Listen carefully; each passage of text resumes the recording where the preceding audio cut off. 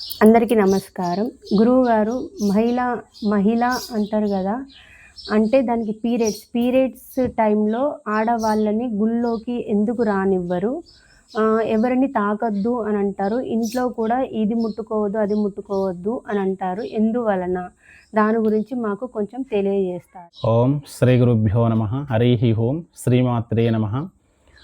మహిళ మహిళ అంటే పీరియడ్స్‌లో ఉన్నవారిని ఎందుకు తాకకూడదు?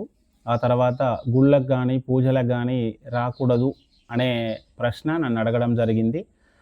పీరియడ్స్‌లో ఉన్నవాళ్ళు ఎందుకు వెళ్ళకూడదు అనంటే, మనము ప్రశాంతంగా నవ్వుతేనే మన శరీరంలో నుంచి మలిన పదార్థాలనేది కండ్లలో నుంచి, ముక్కులో నుంచి, చెవులో నుంచి కూడా కొన్ని వ్యర్థ పదార్థాలు, సూక్ష్మమైన క్రిములు అనేది బయటకొస్తా ఉంటాయి. మహిళలో ఉన్నవారికి ఏమంటే ఇంకా అంతకంటే ఎక్కువ క్రిములు అనేది విడుదలవుతుంటాయి. కాబట్టి ఆ మహిళ ఉన్న వాళ్ళ స్త్రీని గాని తాకడం వల్ల వాళ్ళ దగ్గర ఉన్న క్రిములు అనేది మనకు గూడా అంటుకొని శరీరానికి జబ్బు చేసే అవకాశాలు ఎక్కువగా ఉంటుంటాయి.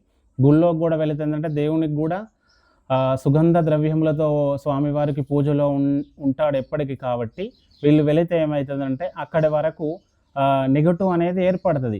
గుళ్ళో ఎప్పుడు వెళ్ళినా కానీ గుళ్ళో మొత్తము నెగెటివ్ ఎనర్జీ లేకుండా పాజిటివ్ ఎనర్జీతో ఉంటుంది. టెంపుల్ అంటే ఏ ఆలయానికి వెళ్ళినా కానీ పాజిటివ్ ఎనర్జీతో ఉంటుంది. మహిళలో ఉన్న వాళ్ళు ఏమవుతుంది అని అంటే వాళ్ళు వెళ్ళడం వల్ల వాళ్ళ దగ్గర నెగెటివ్ అనేది ఉంటుంది. ఆ నెగెటివ్ వల్ల స్వామివారికి ముఖ కాంతి తగ్గడం కానీ గుళ్ళో ఉన్న పాజిటివ్ ఎనర్జీ లెవెల్స్ తగ్గిపోతాయి.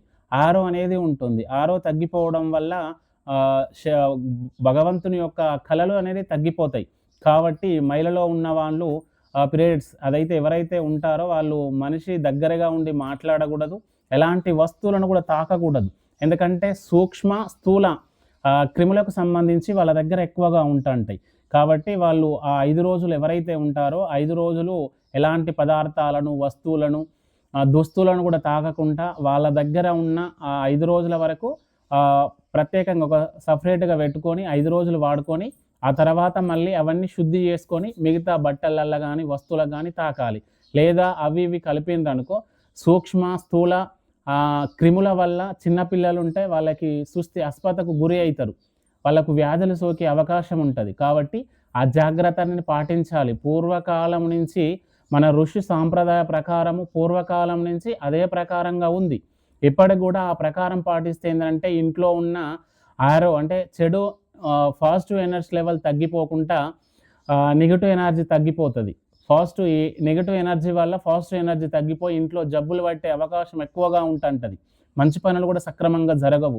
ఇంట్లో రోదన ఎక్కువగా ఉంటుంది. అంటే చికాకులు పడడము, పనులు సక్సెస్ కాకపోవడము, ఏదనుకున్న ముందుకు వెళ్ళకపోవడము, మనశ్శాంతి అనేది లేకపోవడము, తెల్లందాకా నిద్ర పట్టకపోవడము, కొన్ని మనలో ఉన్న ఆరో అనేది తగ్గిపోతుంటుంది.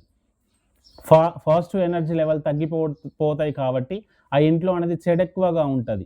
ఆ చెడు వల్ల మనశ్శాంతి లేకుండా ఉంటుంది. కాబట్టి ఆ సమయాలలో 5 రోజులు బయటికి రాకుండా ఒక గదిలో ఉండడం అనేది మంచిది. ఆ గదిలో ఉంటే ఏంటంటే ఆ గది వరకే ఉంటుంది. సూక్ష్మ కానీ, స్థూలం కానీ, ప్రత్యక్షంగా కానీ, పరోక్షంగా కానీ ఎలాంటి క్రిములు బయటికి వెళ్ళకుండా ఉంటాయి. ఆ ఒక్క రూమును తర్వాత 5 రోజుల తర్వాత శుభ్రం చేసుకున్నారనుకో ఇంట్లో పాజిటివ్ ఎనర్జీ లెవెల్ తగ్గిపోకుండా ఉంటుంటాయి.